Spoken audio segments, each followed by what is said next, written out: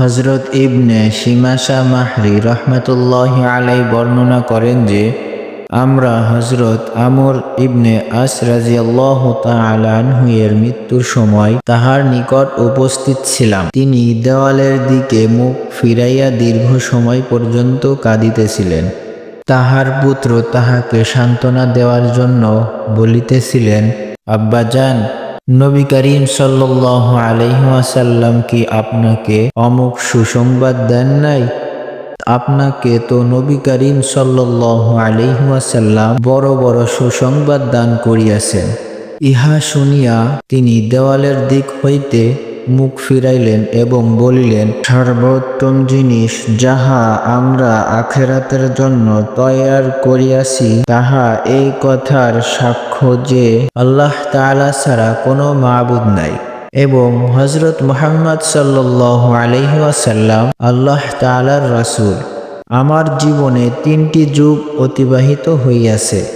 এক যুগ ছিল যখন আমার অপেক্ষা অধিক রাসূল সাল্লাল্লাহু আলাইহি ওয়াসাল্লামের সহিত বিদ্বেষ পোষণকারী আর কেহই ছিল না।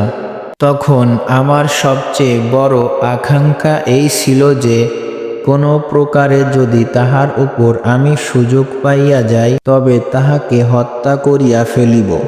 ইহা তো আমার জীবনের সবচেয়ে নিকৃষ্টতম যুগ ছিল।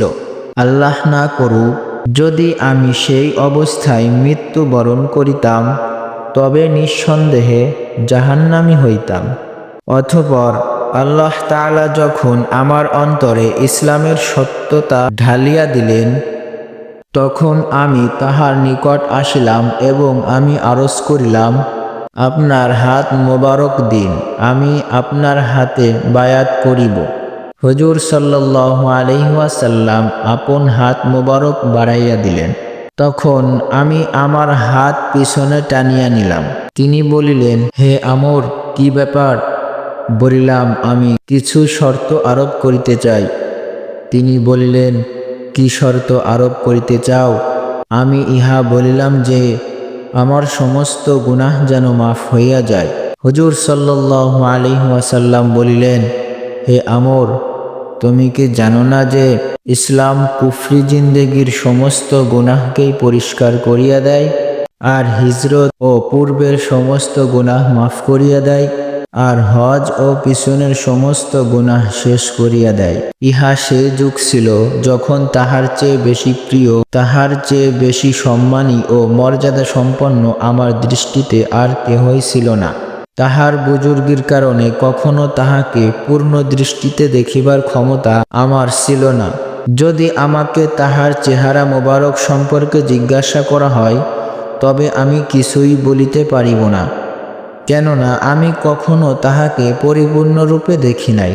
হায়, যদি আমি সেই অবস্থায় মরিয়া যাইতাম তবে আমার আশা হয় যে আমি জান্নাতি হইতাম।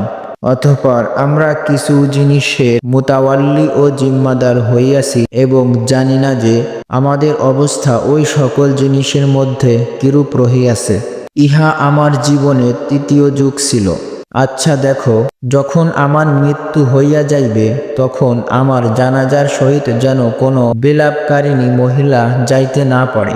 জাহেলিয়াতের যুগের মতো আমার জানাজার সহিত যেন আগুন না দেওয়া হয়। যখন আমাকে দাফন কার্য শেষ করিবে তখন আমার কবরের উপরে ভালোভাবে মাটি দিও। আর তখন এক কাজ হইতে অবসর হইয়া যাইবে তখন আমার কবরের নিকট এই পরিমাণ সময় অপেক্ষা করিও যে পরিমাণ সময়ের মধ্যে একটি উট জবাই করিয়া উহার গোশত বন্টন করা যায়, যাহাতে তোমাদের কারণে আমার অন্তর সান্ত্বনা লাভ করে এবং আমি বুঝিয়া লইতে পারি যে আমি আপন রবের প্রেরিত ফেরেশতাদের প্রশ্নে কিছু উত্তর দিতেছি।